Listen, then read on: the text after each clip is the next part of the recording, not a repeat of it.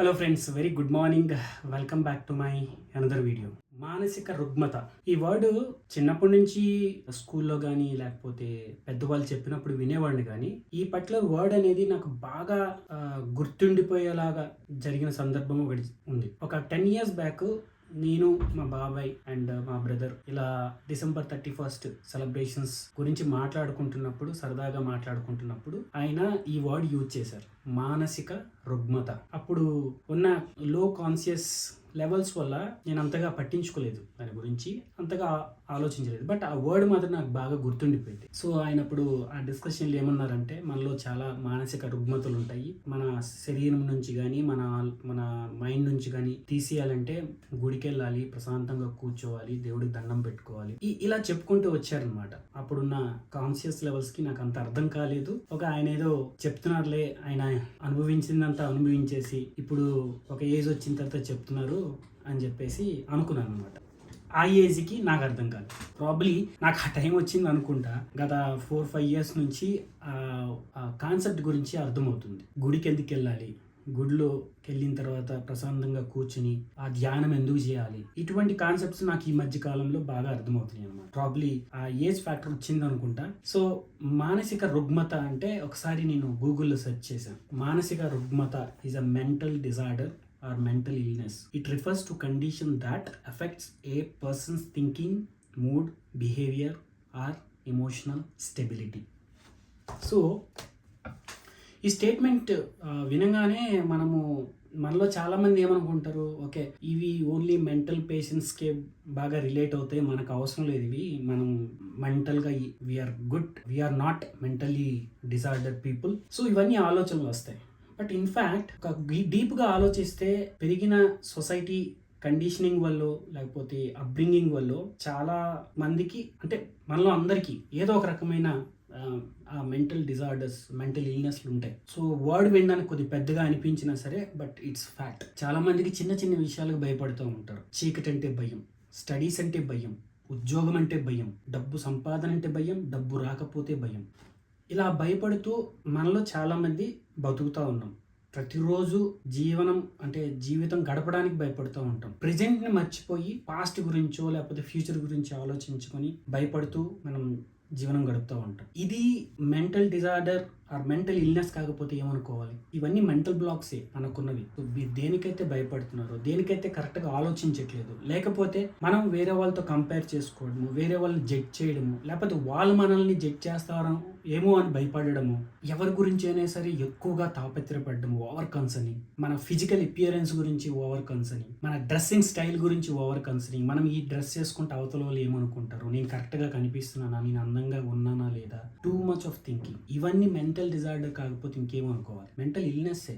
వినడానికి, యాక్సెప్ట్ చేయడానికి కొద్ది కష్టం అనిపిస్తుంది కానీ but it's a fact. So నా వరకు మా బాబాయ్ కొన్ని సంవత్సరాల క్రితం ఏదైతే చెప్పారో, మనుషులు చాలా మానసిక రుగ్మతలతో బతుకుతూ ఉన్నారు. రోజువారీ జీవనం అనేది ఏదో ఒక రకమైన లోటుతోనూ భయంతోనూ బతుకుతూ ఉన్నారు. ఇటువంటివి అధిగమించి మన లైఫ్ని ఇంకొక కోణంలో చూడాలి అంటే ఆయన చెప్పిన విషయం ఏంటంటే, గుడికి వెళ్ళాలి, రెగ్యులర్గా గుడికి వెళ్ళాలి. యాక్చువల్గా December 31st గురించి డిస్కస్ చేసుకుంటున్నప్పుడు ఈ కాన్సెప్ట్ వచ్చింది అనమాట. December 31st రెగ్యులర్గా మనం చేసేది మన అందరం తెలుసు. ఫ్రెండ్స్తో బయటికి వెళ్తాం, పార్టీలు చేసుకుంటాం, గట్టిగా అరుస్తాం, మ్యూజిక్ పెట్టుకొని డాన్సులు చేస్తాం, చాలా చాలా జరుగుతూ ఉంటాయి. సో ఈ ప్రాసెస్ కాకుండా ఆయన ఏం చెప్పారంటే, ప్రశాంతంగా వెళ్ళి ఒక గుడి దగ్గరికి వెళ్ళి ధ్యానం చేయగలిగితే ఆ వచ్చే వైబ్స్ చాలా డిఫరెంట్గా ఉంటాయి. సో దాన్ని ప్రాక్టీస్ చేయాలని అప్పుడు చెప్పారు ఆయన. ఇంతకుముందు చెప్పినట్టు ఆ ఏజ్ ఫ్యాక్టర్కి నాకు అర్థం కాలేదు. ఆయన ఓకే ఇలాగే చెప్తారులే అని చెప్పేసి అనుకున్నాను. అసలు యాక్చువల్ కాన్సెప్ట్ గుడికి ఎందుకు వెళ్ళాలి అంటే, నా ఉద్దేశం చెప్తాను. గుడికి ఎందుకు వెళ్ళాలి, టెంపుల్కి ఎందుకు వెళ్ళాలి అంటే, ఎనీ డివోషనల్ ప్లేస్ ఎందుకు వెళ్ళాలి అసలు అనేది నా పర్సనల్ ఒపీనియన్ ఏంటంటే, మనము ఎన్నో మెంటల్ బ్లాక్స్తోని మనమే నమ్ముకోలేము చాలా విషయాల్లో.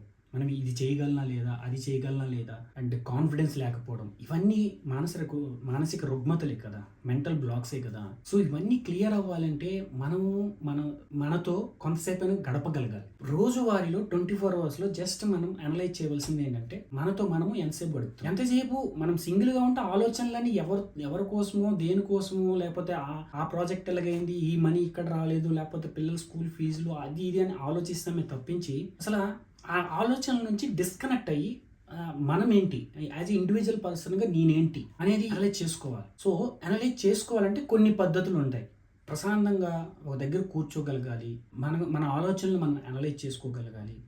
లేదు అంటే మనకొచ్చే ఆలోచనలు మనకి అవసరం లేనివి అయితే దాని నుంచి డిస్కనెక్ట్ అవ్వగలగాలి. ఇవి ఎప్పుడు జరుగుతాయి అంటే మన చుట్టుపక్కల ఉండే ప్రపంచం, ఉండే జనాలు కూడా ఒక పాజిటివ్ వైబ్తో ఉండగలగాలి. మన ఆఫీస్కి వెళ్తాం, బస్సులో ప్రయాణం చేస్తాం, ట్రైన్లో ప్రయాణం చేస్తాం. ఒక్కొక్కరితో ఒక్కొక్క ప్రాబ్లం, ఒక్కొక్కరితో ఒక్కొక్క కన్సర్న్. ఎంతసేపు కన్సర్న్ మోడ్, ఎంతసేపు కంప్లైంట్ మోడ్. సో వాళ్ళు ఇచ్చే వైబ్స్ ఎలాగ ఉంటాయి, మనం రిలీజ్ చేసే వైబ్స్ ఎలాగ ఉంటాయి. ఇంత క్లటరింగ్ వైబ్రేషన్స్లో మనం బతుకుతుంటే కోర్స్ మనకున్న ఈ మెంటల్ బ్లాక్స్ కానీ, మెంటల్ ఇల్నెస్ కానీ మన నుంచి మనం ఎలాగ బయటికి తీయాలి, ఇవన్నీ అధిగమించాలి అంటే మనకు ఒక క్వైట్ ప్లేస్ కావాలి, ఒక పాజిటివ్ వైబ్ వచ్చే ప్లేస్ కావాలి. మనం గుడికి వెళ్తే దేవుడు ఏదో చేస్తాడు, కోరికలు తీరుస్తాడు, సంపాదించిన దేవుడి దీవెన కావాలి, ఇవన్నీ ఉంటాయి. బట్ ఫస్ట్ ఆఫ్ ఆల్ మనం ఒక క్వైట్ ప్లేస్ లో కూర్చొని ప్రశాంతంగా ఉండగలిగితే that gives you the great energy. And ఆ గుడికి వచ్చే వాళ్ళు కూడా మ్యాక్సిమం 90% పీపుల్ పాజిటివ్ వైబ్ తోనే ఉంటారు,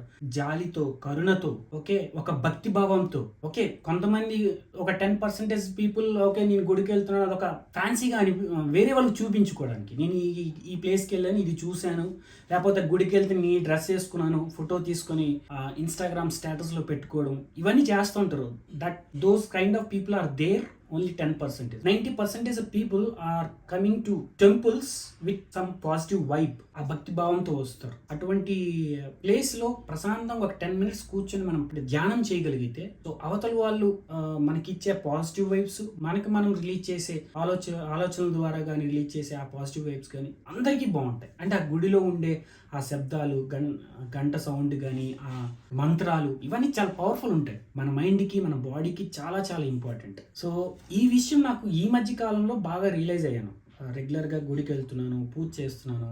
ఒకరు చెప్పడం వల్ల నాకు ఇది కొద్ది జ్ఞానోదయం జరిగింది. నాకంటూ ఒక ప్రాస్పెక్టివ్ క్రియేట్ అయ్యింది.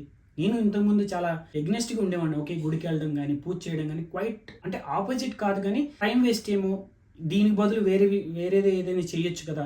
Rational thinking, okay, practicality, too much of practicality ఉండడం వల్ల ఈ చిన్న చిన్న కాన్సెప్ట్లకి మనం దూరం అయిపోతున్నాం. That is what my opinion is. గుడికి వెళ్ళడం అనేది భక్తి భావంతోనే కాదు, మన కోరికలు దేవుడు తీరుస్తారని ఒక ఆశతో కాదు, అక్కడ వచ్చే ఆ పాజిటివ్ వైబ్ కోసం, మనకు మనం ప్రశాంతత సంపాదించుకోవడం కోసం, పీస్ ఆఫ్ మైండ్ ఉండాలి ఎప్పుడు కూడా. మీరు ఎంత డబ్బులు సంపాదించినా, ఎంత విజయం సాధించినా, మీకు ఆ పీస్ ఆఫ్ మైండ్ లేకపోతే మీరు అనుభవిస్తున్న జీవితం అనేది waste. So peace of mind కావాలి. పీస్ ఆఫ్ మైండ్ ఉంటే ఆటోమేటిక్గా మీకు కావాల్సినవన్నీ మీ దగ్గరికి వస్తాయి. మీరు కరెక్ట్గా ఆలోచించగలుగుతారు. The right way of think, right way of understanding the people, right way of understanding the society, right way of handling your surroundings. So ఇవన్నీ ఒక ప్రాస్పెక్టివ్లో మీకు అర్థం చేసుకోగలిగే ఒక కెపాసిటీ మీ మైండ్కి వస్తుంది. Okay, that's what I want to convey in this video. And thank you very much. Thanks for watching this.